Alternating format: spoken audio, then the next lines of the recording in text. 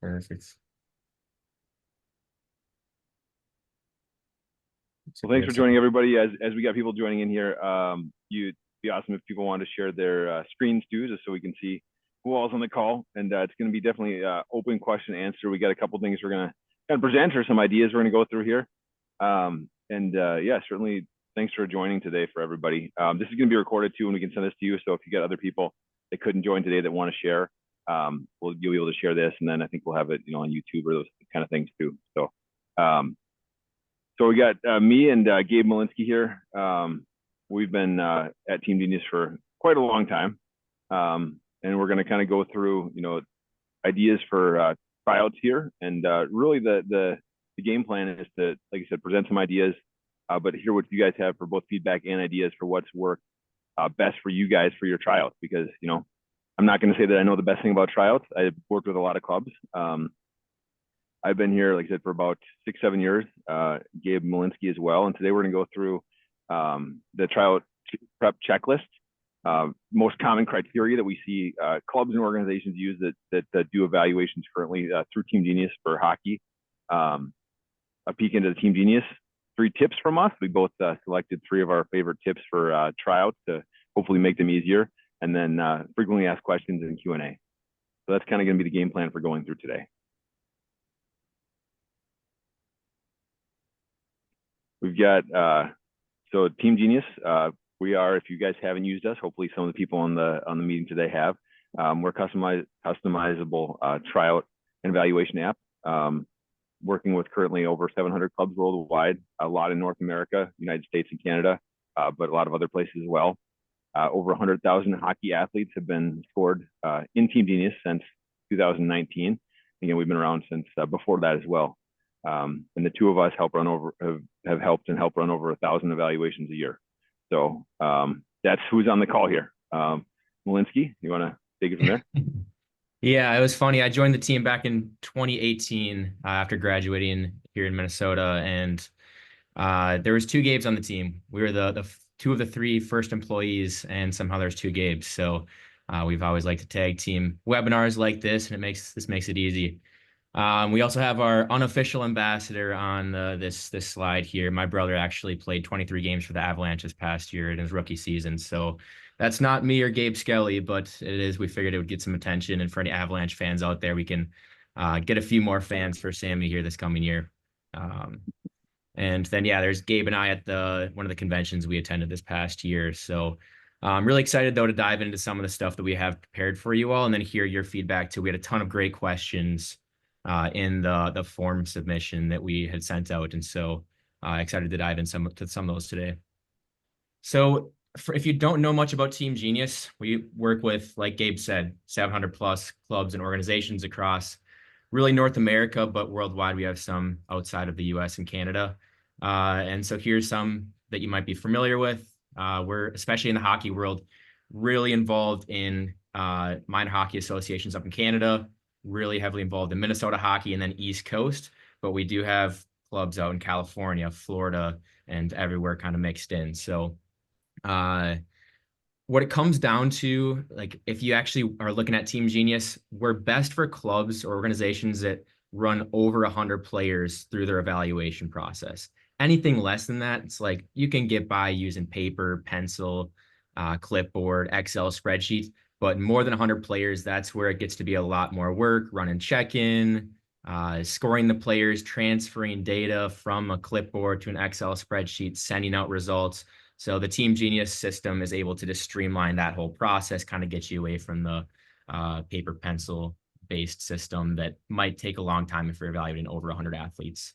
So, and just while we do have some of our customers all in one place, we just want to say thank you to you all because the feedback that you've provided over the years has helped us to create a tool that has helped 700 plus clubs really streamline their process. And that allows us to do what we love every day as well. Just talking to coaches, helping people with something as simple and maybe not fun, but interesting as hockey tryouts. So thank you to you all for your support over the years. We are happy today to have Roger Groh from USA Hockey on, Director of Player Development. He's going to provide a couple of tips here. If if you guys do or don't know, USA Hockey provides a foundation for sports of ice hockey in America. And we've worked with a lot of different parts of USA Hockey and helping administer some of their tryout process. But yeah, we got Roger here, and I'll let Roger kind of give us some tips or ideas, his ideas on evaluating players for tryouts through the kind of USA Hockey lens. Yeah, welcome everybody, and Gabe, thanks for having us be a part of this. I think tryouts is obviously a huge deal in youth sports, and particularly in ice hockey, and it brings a lot of different positives and negatives to the experience of not only our athletes but our coaches, administrators, and parents. And so I think the cleaner, more professional, more transparent, and some data-based scenarios that you can bring to the table, I think is always a huge positive. And I would say, I'd say one of the issues that we have in ice hockey in particular is, particularly at the younger ages, there's such an emphasis on the skating aspect of the game, and obviously hockey is unique because skating is a unique part of our sport compared to others. But I think where other things can really benefit the tryout process and the evaluation process, having spent 20 years coaching Division I college hockey and recruiting, I never went to a practice. If I was evaluating, players like Marty St. Louis and Tim Thomas and picking national teams with some of our best players in the country over the last 15 years, it's not an easy process. But what ends up happening is we often fall in love with the kids who can dominate because of their feet. And I think if you can show data and have some type of resource that allows you to monitor and gauge competitiveness, puck touches, hockey sense, decision making, reads, do the players know the difference? Do those players that the puck kind of finds them are the ones that are making the right decisions and putting themselves in the right spot, right? And also remembering that 98% of the game is played without the puck. So all the places the players put themselves in without the puck, I think is really critical. So to have a resource that might allow you to do that, I think is a huge plus.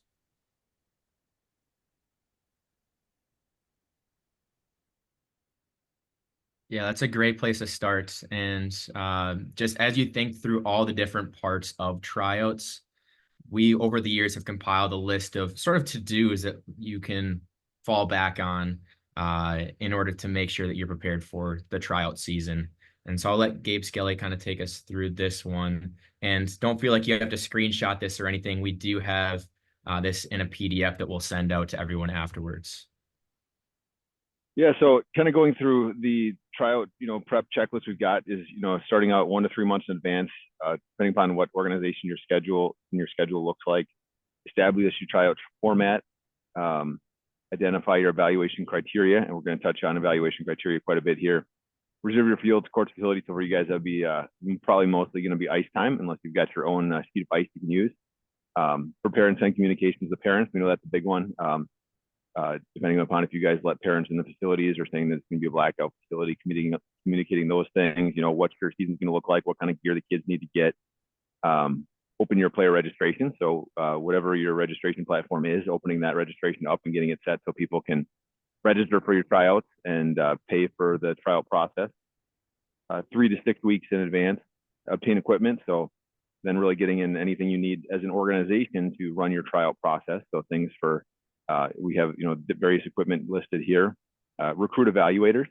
So recruit the evaluators that are actually going to do the tryout process. If that's internal evaluators, so coaches that are with your organization, or if you have a third-party evaluator group that comes in that maybe is local, that doesn't have direct bias with the kids that you're going to be scoring, or those kind of things.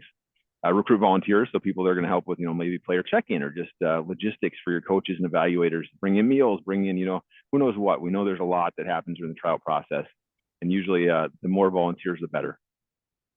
week of tryouts. So train your evaluators. So train them on what they're going to be doing for their process for tryouts. If they're going to be using something like our system, just making sure that they're comfortable using the digital technology. Assign volunteers to specific tasks. So volunteer management is always a big thing. Next is train the volunteers. I would add in there, bring lots of food for volunteers. I've done a lot of volunteering at tryouts and other things myself, and I'm always happier if there's food and a lot of strong coffee for me too, because I drink a lot of coffee. Finalizing player registration. So right before you guys get preparing your first round of players are going to get into your tryout process, and then day of tryouts.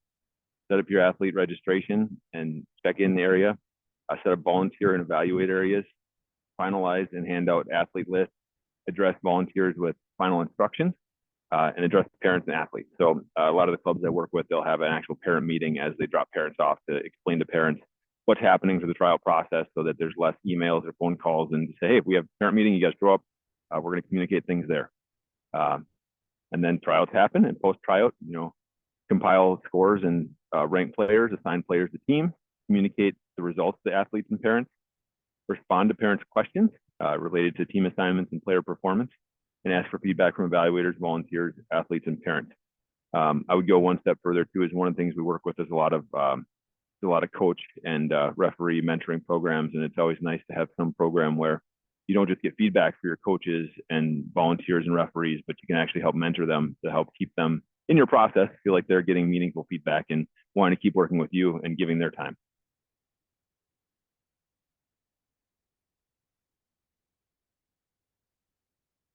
Awesome. Now we can get more into those most common criteria that we've seen people use within TeamGenius. And so we had one of our developers pull the most common criteria used in a hockey assessment.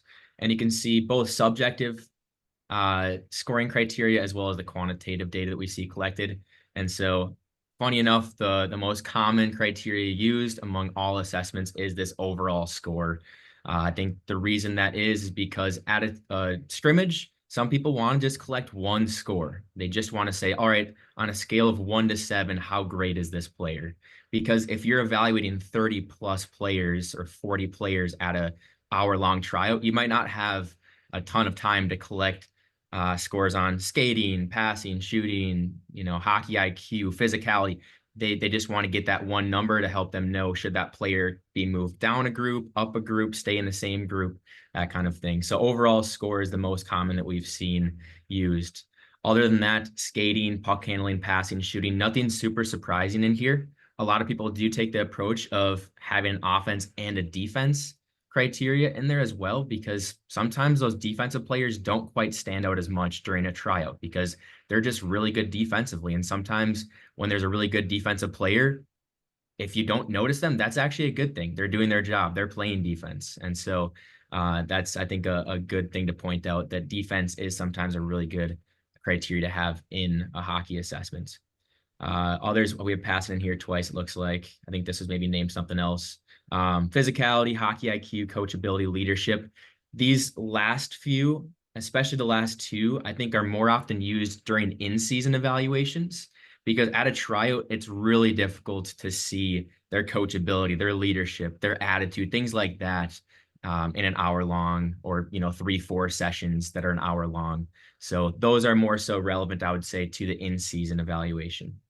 Some people, especially like if they're trying to keep their criteria limited, they will combine puck handling and passing too, because technically passing is basically a form of puck handling. So if you're ever looking to really simplify it, sometimes we'll just see people use just that overall score, or skating, puck handling, shooting, maybe offense and defense. So some of the quantitative scores were interesting to look at too. And it's important to note that a lot of these came from organizations like Minnesota Hockey Camps, who run camps for players to attend. So not all this data is being collected at a tryout. It might just be for like the feedback they want to give to their players. And so forward skating drills, backward skating drills, those could be, I'm not sure what exactly those did come down to, but maybe like blue line to blue line time, or full speed or full ice timing drills. Others shooting, for, miles per hour, accuracy, figure eight, weights, pro agility, shuffle, vertical, pull-ups, broad jumps. And we'll get into some more suggestions we have on some of these criteria once we get to the FAQs at the end, based on those questions that some of you submitted. So I'm going to jump into one of our accounts now. And this is a hockey assessment that I put together over the years, just kind of done some sample assessments in. But this will give you an idea of how TeamGenius can help. This might be super familiar to some of you. Others, maybe you've never seen TeamGenius before, but everything within the back end of the system works from the top left down. So during the training session that we include in a TeamGenius subscription, we walk our members through the scoring form setup. So what criteria do you want to use to score your players on? That's totally customizable. I know Gabe Skelly noted at the beginning, we have tons of different sports that use TeamGenius, so it needs to be customizable. So you choose what criteria you want to score the players on, what scales you're using. Under evaluation schedule, you customize how many sessions you're going to be scoring your players at. Maybe there's a skills day first, then you get into tryout day 2, 3, 4, with a scrimmage, right? And so you customize all of that, and that's something that we help with. Your players are also organized into their age groups at a tryout. And within an age group, you might have different eval groups. So you could have group 1 within your Bantam age group. That's a term we use here in Minnesota. So Bantam's group 1, red, group 1, blue, group 2, red and blue. And so you can sort of allow your coaches to filter by what group they're watching that day. And that way they're not seeing the whole age group of 100+ kids. They're just seeing, one specific group that's on the ice at a time. So that's what the eval groups are. And the player pool is the age group.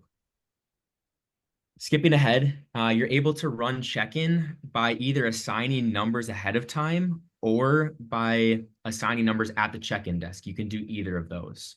And when you assign that number, that player, that number, then they're able to show up in the mobile app and be scored by the coaches. I should back up quick. You're able to add your players into TeamGenius a few different ways. If you do use Sports Engine, TeamSnap, or League Apps for registration, you can easily log into your account, and then that will allow you to select a registration to import into TeamGenius. Or if you use Hockey Canada for registration, or Crossbar, or all the different registration platforms out there, you can add via a CSV file, and that CSV is very easily imported. That's, again, something that we help with during training. So after the check-in process is done, coaches actually never need to create an account in TeamGenius. All that they do is they will download the TeamGenius app on their phone or tablet, and then it'll ask them for their name, email, and the access key that you give them. That access key can be specific to a player pool. So if you want a coach to not see, let's say, that their kid in a different age group, you can give them an access key that's specific to a different age group. You can also give them an access key that's good for the whole organization if you'd like to, or multiple age groups. So they never need to create an account. They easily get into the app. They score the players. And then after they score the players, you have access to all the data on a few different pages here. On this shuffle assignments page, you can filter by one of the age groups because you're probably not going to want to compare Bantams to Peewees. Just no reason to do that. So you'd look at just the Peewees to start. And then after tryout day 1, you click here, and then that's going to show you from top to bottom, from best to worst, basically, how your players did. So you can see here, Jazz was our best player, and then Greg. All of these are on a scale of 0 to 100, kind of comparing the players to their own age group. And then on the far right side here, you can form them into their groups for that next session. So you can put them onto the red team or the blue team to make sure that those teams are even, or put them into the eval group, group 1, group 2, group 3, that kind of thing. So you can do that while looking at the results. And then you can email those out to the players so that they know which session they're going to be in, or you can export this dashboard and post that online so that they can see which group they're going to be skating in next. And then at the end of the tryout, you can look at the TeamGenius score. This is the TeamGenius score here. That's just going to show you, based on all of the sessions that those kids went through, here's how they did. Here's how they compared to the rest of their peers. And then you can place them on their team. And very similar to those eval groups, you can either email them what team they made, or you can export this and then post that online or email out the teams that were formed. And then we do have this tool here where you can select, and I know I mentioned this briefly, but you're able to easily filter. Like right now, we're just looking at the Pee Wee A team because we just formed the Pee Wee A team. Select all those players, scroll down, create your message, and then you can have a template ready for, let's say, team placement announcements. And that email would say, hey, first name, it would look individualized. It would only go to that player. So it'd say, hey, Brian, thank you for your hard work at tryouts this year. You can view your team placement result below. Pee Wee A, and then please let us know if you have any questions. Looking forward to the season ahead. You can put a registration link here if you want to. And then you hit send message, and that goes out to all those players. So it's a bulk emailing tool. And if a parent has a problem with the team their kid made, not that that would ever happen, but if they did for some reason, then you'd be able to go back and look at the data. So you can go to view and look at how they did on that skills day. Say, hey, it looks like, your son Michael needs to work on stick handling.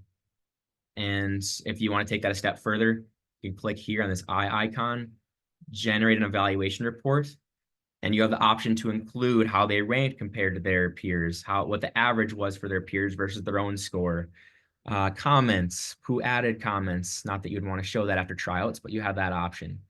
And then in here, you could send them this report if you wanted to. And then they would see, yeah, Michael wasn't top 20 in passing, or wasn't top 16, right? Because that's probably how many kids or so you're taking. So he was 18th in physicality and 23rd in stick handling. So he needs to work on some of this stuff. And so you could look at this and then kind of reiterate that information to the player, or you could just send this directly to the parent. Yeah, Ryan, do you have a question?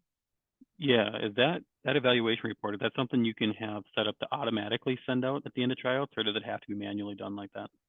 Great question. So under messaging and send emails, if you wanted to send those out to all the players, you would just check this box that you want to include reports. And then you can decide which of those sessions you want to include information from, because maybe it's just that first one. Otherwise, you can include from all. And then you create that message again, and then you can drop that report in athlete report link right here.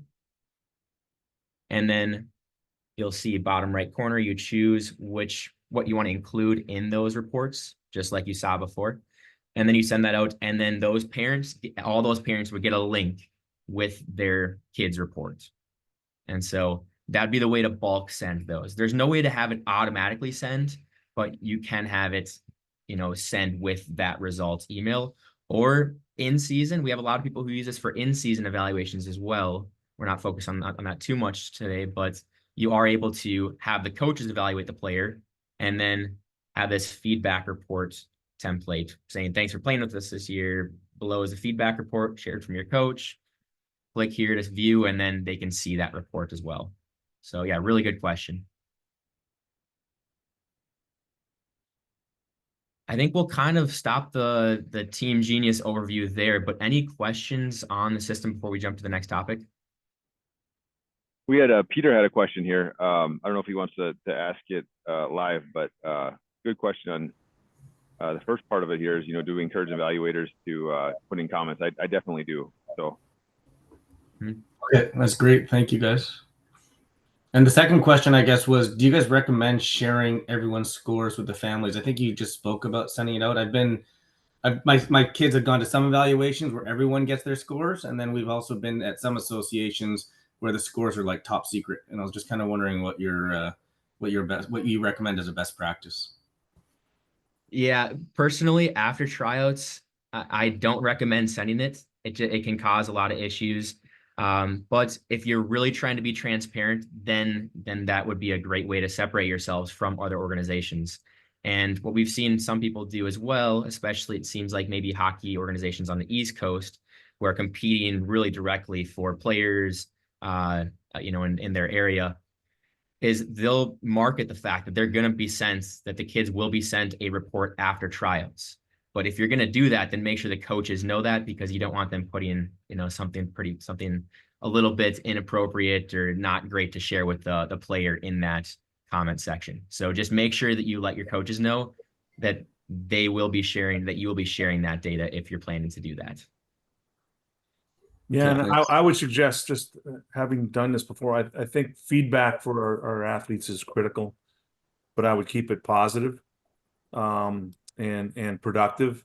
And but I think oftentimes we just kind of move on, and our kids are kind of left, particularly for the athlete, right? We try.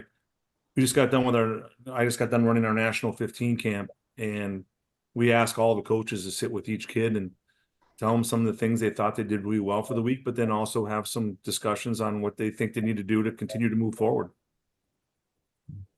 If I can add to that too, thanks for that, Roger, and Scott here with Semi-Ama Ravens over on the West Coast of Canada. Anyways, one of the questions I have for you guys is we don't share the scores, but we do share the comments. You know, what can you improve on, what you're doing well, and so that gives some really good feedback.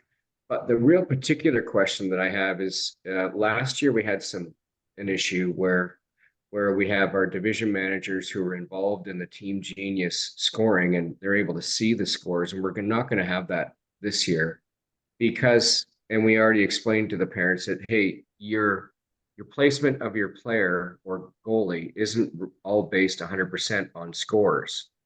It's based on a lot of different variables. TeamGenius is there to assist with the process.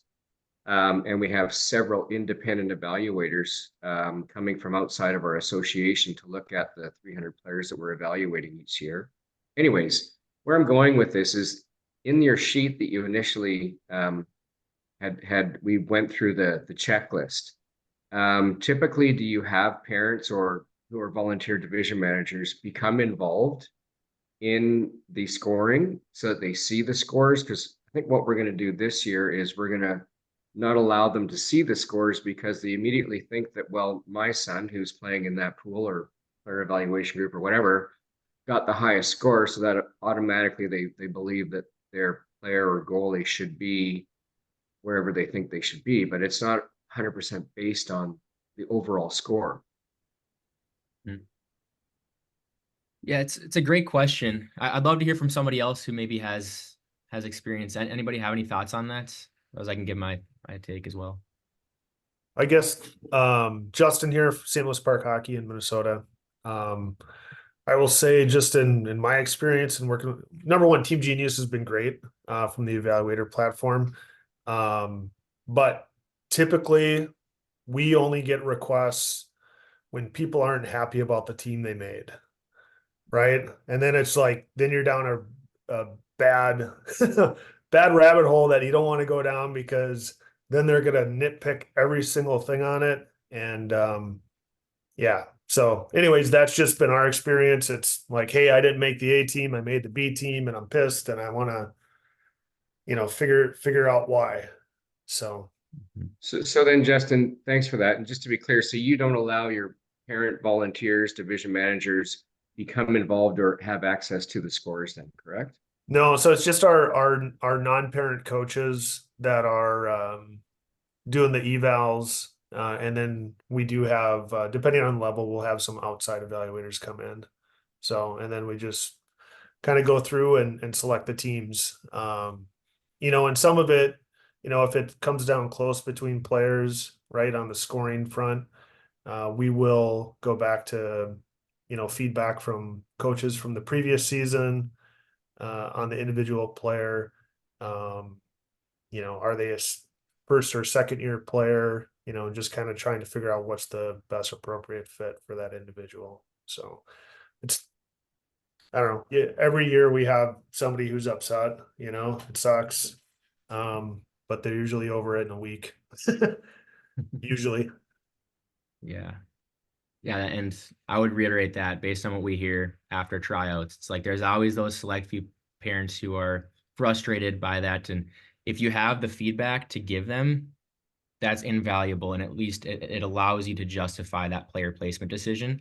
And then it gives that player the opportunity, hopefully, to go and work on those skills they need to for the following year. I think being right up front at the beginning is critical, and I think the message to the parents, they don't want to hear it, but it needs to be stated, is that those last 3, 4, 5 picks, depending on the group, are always going to be difficult. It could swing one way or another, especially the last 2 picks. The top 5 are usually really easy and obvious for most cases, but the message to the parents is that their son or daughter is way better off being in the top 5 of the group below them than they are being in the bottom 5 of the group above them.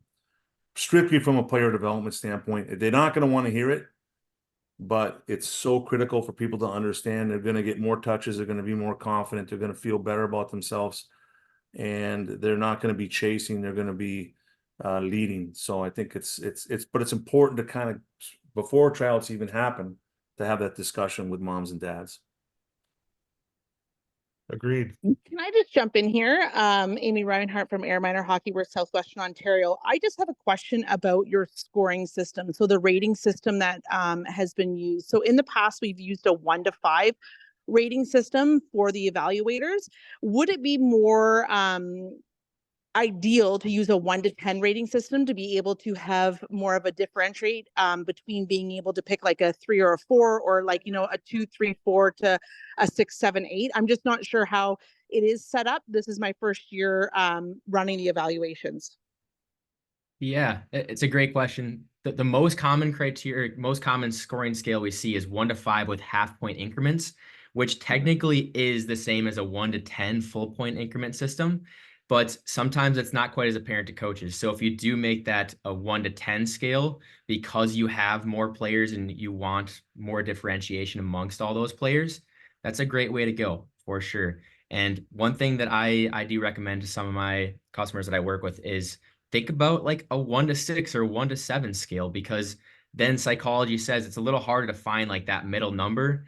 1 to 5, it's like, how many threes are you going to get? Probably a lot. 1 to 7, they kind of have to pick between that like 3, 4, 5 range, just a little bit more confusing on them. Or 1 to 6, same thing. Then you got to choose between the 3 and 4. So sometimes the 1 to 5 and 1 to 10, there ends up being a lot of 3s, 2.5s, or 5s. But throw in like 1 to 7, 1 to 6, that confuses people a little bit more and allows for more differentiation amongst the player scores. Yeah, that's exactly okay. That's exactly what I thought, because that's what I went through last year's evaluations, and that's what it was. Like there was a lot of kids that were, the same score. There was 4 kids with the same percentages, and I'm like, this needs to change for us. Yeah. I think that's where I would lean into comments a bit too. That was one of my things I was going to talk about a little bit, was just that, using those comments to, if there's a kid that's going to be on the bubble, or if there's some differentiating factor where you feel like the score is not going to cover enough, putting in comments. And I was going to, a little bit later, just discuss the best ways to do that. So.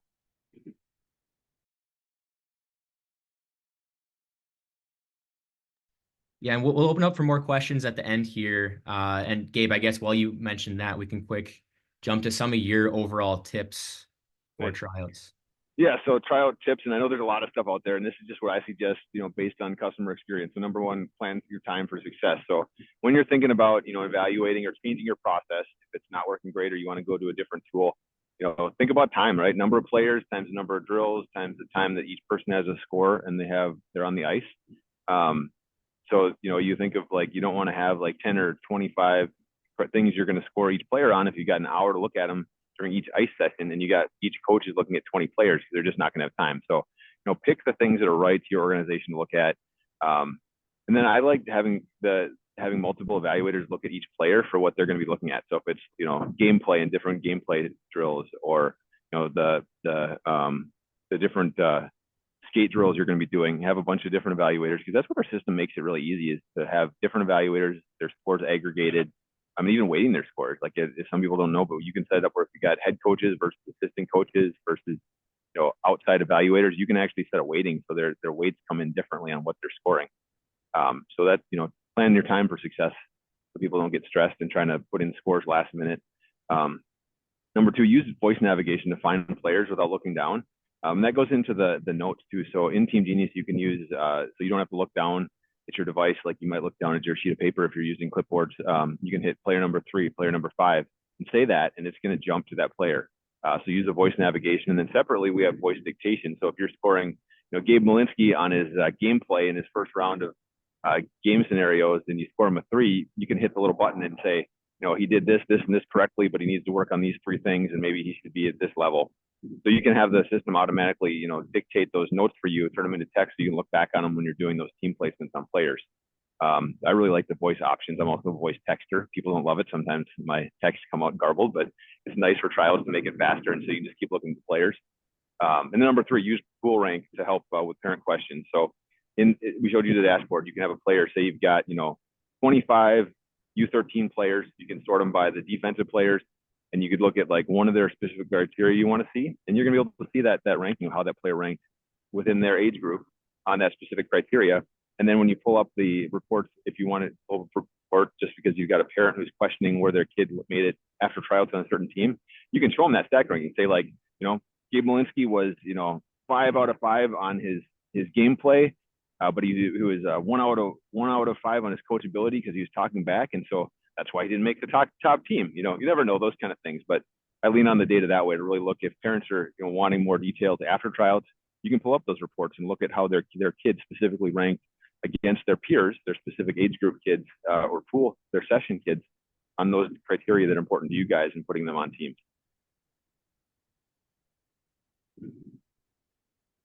I see. And then a few of mine, I'll go over these pretty quick so we can get to questions, but simplifying criteria. I know I mentioned this earlier, so we're starting to overlap topics a bit, but for the skills days, if you have a criteria for every drill and you have the coaches score on a scale of 1 to 5 or 1 to 7 or 1 to 10, then that can keep things really simple for the coaches. The downside to that, of course, is you're not going to maybe have the data to say, hey, your kid needs to work on this skill. It would more so be, hey, it looks like you need to work on this drill. You didn't do so great on this drill, or overall on the gameplay days, you didn't have, the highest score. And so focusing on the most important 1 to 3 criteria during scrimmages. And what some organizations are starting to do more in TeamGenius that we've noticed is instead of having a scale of 1 to 5 or 1 to 10, during those scrimmages, they'll have named values. So think of like a drop-down list or a button group you can scroll through, and you select basically which group should this player be in. And it's, all right, this player should be in group 1, this player should be in group 2, 3, 4. And so then you can really just allow the coaches and the evaluators to give their feedback directly. Hey, I think this player is in the right group, or I think this player should maybe bump down a group. And so making things really simple and straightforward. That way you have the data and the evaluators can tell you directly this player belongs in X group. That's what I really, really enjoy seeing in some of our assessments. Assigning player penny numbers ahead of time, penny numbers and colors, I should say, that's something that saves a lot of time at the check-in desk. And then in TeamGenius, you can just check a box once they show up to the check-in desk. That's something that's just seems to keep the check-in desk moving very quickly. I saw that happen at a soccer tryout last year, and it was just crazy how quick the check-in desk was moving. So that's a great suggestion that I always like to give. And then a big one here, and Minnesota hockey people will probably laugh at this because I think most of us do it, but keeping parents out of the rinks. Like, they're going to think their kid is a superstar no matter what. They're going to go to that tryout and disagree with your team placement if they don't make the top team because they saw their kid score a goal or something. Like, there's just not a ton of value to allowing parents into the rinks. Maybe that's a hot topic because I'm sure other people have opinions on that, but that's something that I have personally seen benefit some organizations in the past. So we did compile a list of some of the most frequently asked questions in those form submissions. So we'll go through some of those now. And if anybody has any thoughts on any of these questions, feel free to jump in or raise your hands or do something so that we can stop and allow you to answer as well, because we don't know everything. We just know based on, some things based on the experience that we have. Gabe, do you want to start with these? Yeah, so first one, how many tryout sessions do you recommend hosting for each age group? More is always better, but at least 3 to 4 sessions should suffice. So the ability to shuffle players within the first 2 weeks of this session can be helpful. More time in between sessions is better in case kids are sick or injured. I see this, I really do see a lot of this in different organizations. I guess it doesn't matter geographically. I see a lot of clubs that will do that, like 3 to 4. Some will do up to 6 of shuffling players in different sessions. So But I would say probably at least 3 or 4. I don't think if you just look at a kid once and don't move them around, you're not going to that you'll get a good enough view of that player and their gameplay ability or the abilities you're looking at. What's the ideal evaluator to player ratio? So we talked about this a little bit, but have 4 to 6 evaluators for every 20 to 30 players on ice. 1 evaluator per 5 players, plus 2 coaches running skates and 2 to 4 bench managers. So that's where like the volunteers and getting enough people can make a big difference in your trial process. If it feels hectic or that it's running too fast, generally adding more volunteers to look at more specific groups of kids, or not volunteers, but evaluators, can help out a lot with that process. But really maybe do the math based on your organization, how much ice time you have, how many skills and criteria drills you're going to look at, and then how many evaluators you guys have as an organization. And then the next one here, tips on how to keep an evaluation fair. Try to keep the same evaluators at each age group to keep scoring fair and consistent. Some evaluators really give max scores, others do more often. So I see that a lot. If you're going to have somebody that's going to score multiple age groups, sometimes it doesn't work as well as having them do the same age group across the board for the kids. Trevor, did you have something to mention? I saw you took yourself on mute there. Yeah, I was just going to ask about the kind of 3 to 4 sessions and kind of what you guys see or recommend for kind of shuffling or regrouping players, like from the very top to the very bottom. There's a very big difference in kind of skill and capability. So let's say if we did 4 sessions, like how often would you kind of regroup or shuffle the players? I think between each session is probably the right answer. Some sessions there might not be any reassignments because you got it right. Other sessions there might be, hey, these bottom 5 kids and these top, bottom 5 of the top group and the top 5 of the bottom group. Let's just like switch them to see how they play, because some players play up to the level they're playing at. And so that's where I think it's nice, especially after the first session, to mix it up and then just see how some of those bubble players fit in with the other group. And so I personally think that shuffling is a great thing to do between each session. So then follow up on that, kind of thoughts on how you would structure the group. Like, let's say we have 6 different tryout groups. How would you then go and reshuffle those guys so that it's not like, I'm scared of like, I don't want like the top group and the bottom group, that if parents think, oh, I mean, the top group, I'm going to make the top team and my kids are in the bottom group. So is there some way to like balance out shuffling that you could think of or that you've seen? Yeah, it's a great one too. And with that many groups, it gets a lot more difficult. I would almost say that you would want to wait until after like the first scrimmage session. So have your skill and drill day first, and then go into a scrimmage after that, and then separate them into groups. Because that skill and drill day, like if a kid just does not look good during drills, maybe they haven't skated for a few weeks or something, that they could be like a top 2 group player and they could just not score well. And then all of a sudden they're going to be in that 6th group. And then is there really, is it realistic that they would make their way up to that top group throughout those scrimmages? Maybe, but also it becomes a lot more difficult for them. And that's where maybe sometimes you end up with a player who is an A player that ends up on a B2 team or something. So I would say that in your situation, you would probably want to wait a couple sessions before you actually separate them into, some sort of top group, middle group, bottom group type of scenario. Thank you. Yeah, I would do very similar to what Gabe said, and that's what we do when we're picking our national teams. Is we have the kids, we know the kids we don't have to watch anymore or really focus on or cross over because they're in the top or bottom, and so then a lot of the eyes go to the middle because those are your hardest decisions, really trying to get the middle to compete against each other and see who kind of separates within that pack, particularly in small area games. And because what'll happen in the small area stuff is the skating will be a little bit nullified and the compete and decision making and the hockey IQ will be accentuated. So that's how we break down our national camps. Is we kind of eliminate a group we're not going to watch because we know they're not in the mix. This is after maybe 1 or 2 evaluations, and then we eliminate the top group because they know they're going to make it, and then we focus on the middle. Yeah, that's a great point too, Roger. It seems like sometimes it's best to, even like if you're going to take 15 kids on the top team, maybe put just the top 10 in that very top group. And then in the second group, have all of those kind of bubble players playing against each other to see how they compete and who comes on top. And I think too, the other thing that part of the message to moms and dads, because you know they get caught up in the grouping. They're not stupid. They'll figure it out pretty quick. But the competition doesn't drive player development.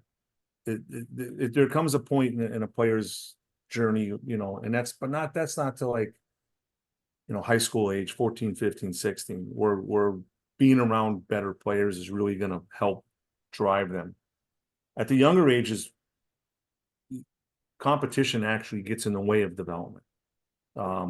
Because what kids do is they turtle, they go underground when they know they're in the deep end and they should be in the shallow end, and so they don't extend themselves because it kind of protects their own ego. So those kids that you think are unengaged and don't want to play, it's just because they know they're not stupid. They know they're not as good or as talented or as fast or as strong as the rest of the group. And so, you know, to kind of let mom and dads know that, yeah, it's nice for your kid to be on the top team, but just because they're with the best players and playing against stronger players is really, it has nothing to do with them getting better and maybe making a team down the road. Being within the right group is the most important part of player development. I think it's interesting too to look at some of the players who are captains on their team at the varsity level or beyond there. A lot of times those leaders came from a background where they didn't make a top team at some point and they developed their leadership skills on a B team at some point. And so that's where I think there's a lot of benefits outside of just your hockey ability to actually making not making the team that you wanted to be on. So there's I tell coaches and parents all the time, there's four aspects of player development. There's the physical aspect, which is the easy part, to skating, stick handling, the tactical stuff. There's the hockey IQ part, which is the decision making and the reads. There's the emotional part of player development, which is one that's really forgotten. And with the emotional comes the journey, the struggle. Have not met a successful person in any, and I get to do a lot of really cool stuff with some of the best in not just hockey, but all sport and business. They've not met somebody who's, you know, knocked it out of the park that didn't have struggle. But parents inherently are trying to protect their kids from the struggle.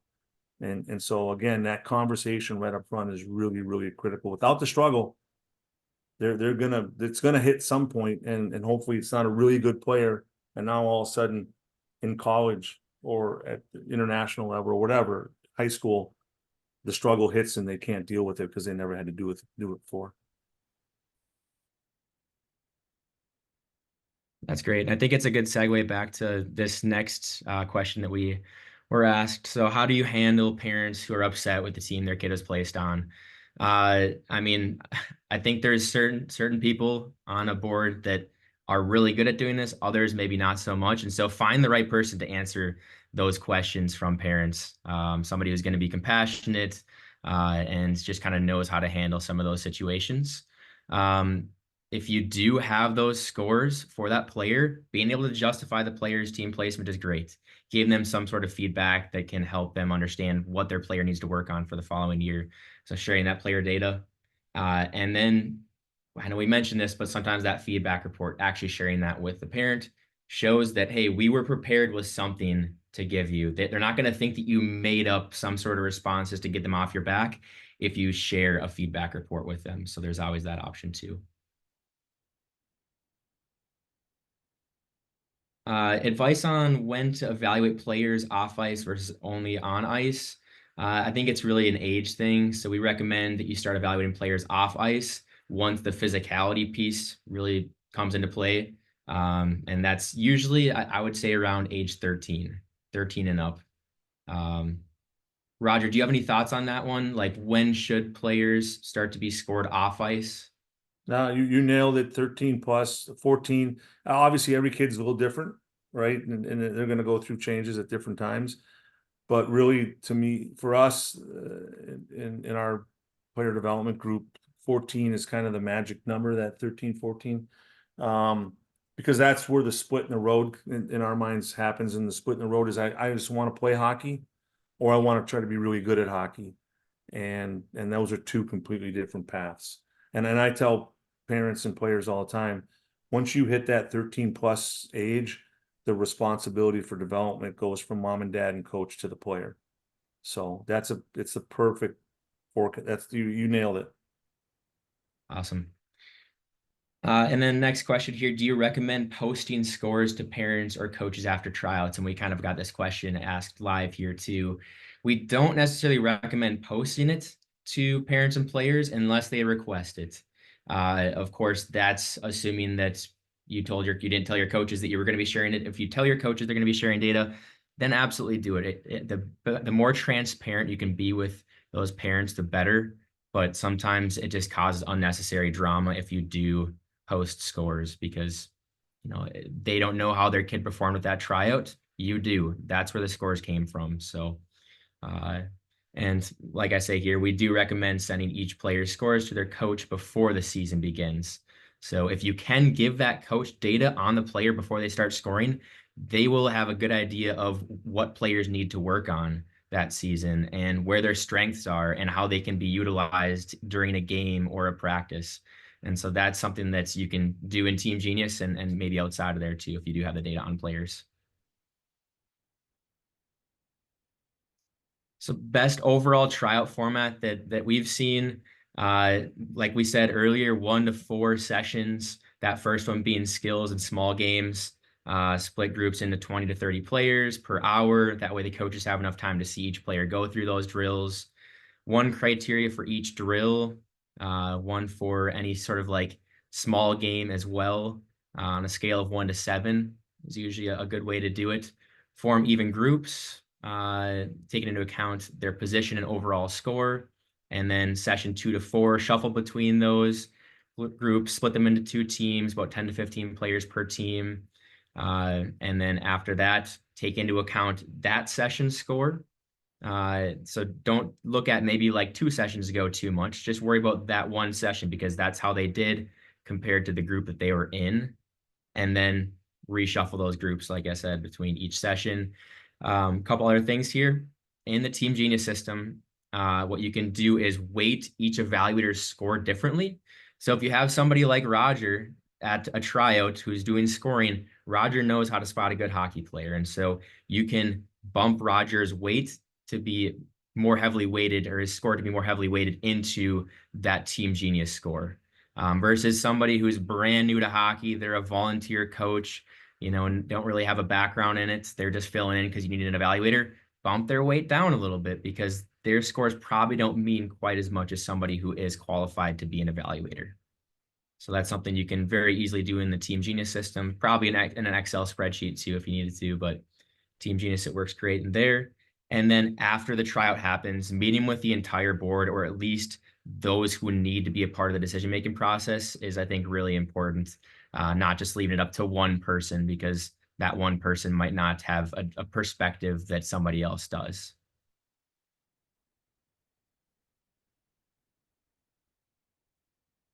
Getting buy-in from the board. So we have an article on that. So if you do need help bringing this to your board, we're happy to help with that. You can always reach out to us or fill out a contact form on our website, and we can get you resources to bring to the board. But this article here, and again, we'll send out the slide deck so you can go to this article. But what it breaks down is just how just the value that TeamGenius adds, because that's what it comes down to. If the board sees value in it, then they'll invest. But otherwise, feel free to reach out to us and we can help with that. And this was a good one, and this will flow into kind of our Q&A session where we can open it up to any other questions. But I want to hear from you all on this. So we have a large debate with our association when it comes to coaches' picks for the final few spots on teams. Any thoughts, comments about allowing coaches, parent or paid, the option to select a few players from a pool after a certain number of players are locked in based on their tryout scores and performance? So what do you all think on that?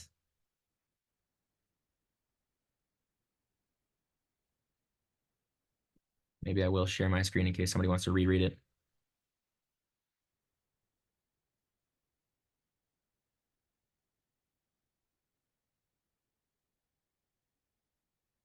So the gist of the question is everybody knows who those top 5, 10 players are. Should the coach who's going to be coaching that team be able to select the remaining players for that team, kind of select those bubble players? Personally, I think it should come down to the data. Maybe the coach can have like that choice of the last 1 or 2 players, but as long as you're taking into account the scores and the position of the player, then I think that you should rely on the data. When you get to the older levels, like varsity level, junior hockey, college hockey, that's where you probably need some role players. So you wouldn't want to rely on a coach's selection too much.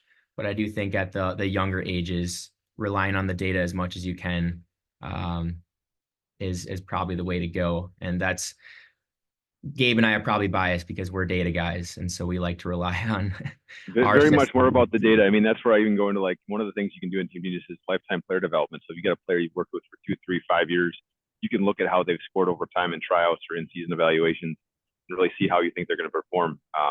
That's why I like looking at the data instead of just picking. Although I see something too in a lot of clubs where if you got a kid that's new to your club versus somebody that's that's been there for a long time. A lot of times they do give some different kind of credit for if they've been there because they have some experience with the player and they know, how they might already play, but that's not going to be probably scored in your current trial process. So.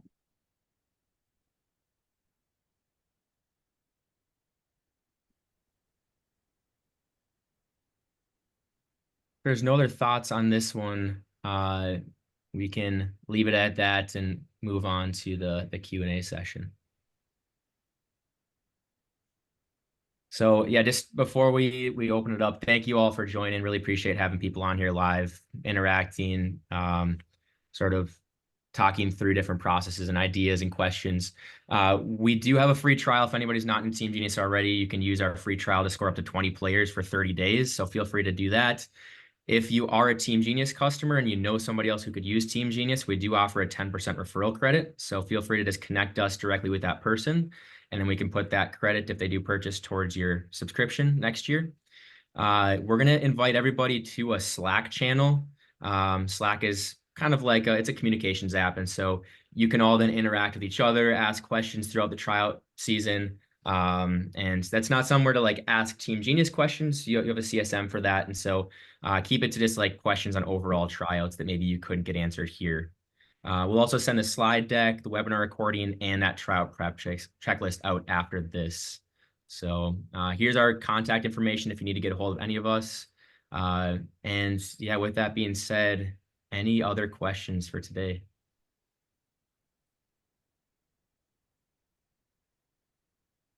I just have one more thing to add. I think that what's changed the most since a long time ago, back in the dark ages when I was a kid growing up in Minnesota, was our tryouts were right before the season, right? And what's happened in youth hockey in large parts of the country is that tryouts are at the end of the previous season. And so to take into account somehow, some way, it's really hard to do.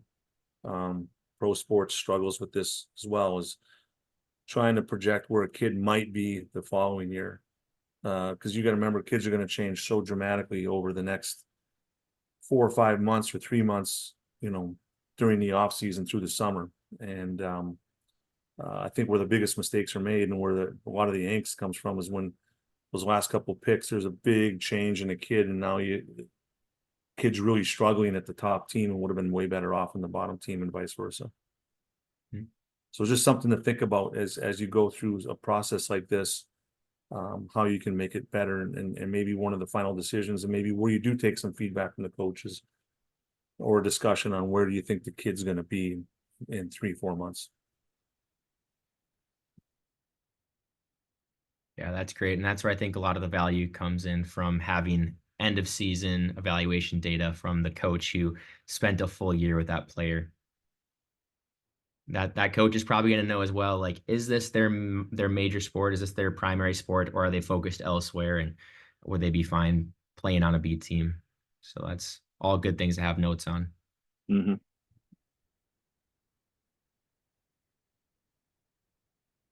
there's nothing else, we can jump off here. But if there's any questions we can answer after this, or questions that you weren't able to get answered today, just send us an email. We're always happy to help, whether it's a TeamGenius question or otherwise. We like talking tryouts. I know that sounds weird to some people, but we do it full time, and we have some experience in that. So thank you all for joining. Roger, thanks for jumping on here with us too. Really appreciate your insights, and you all have a great week. Thanks, everybody.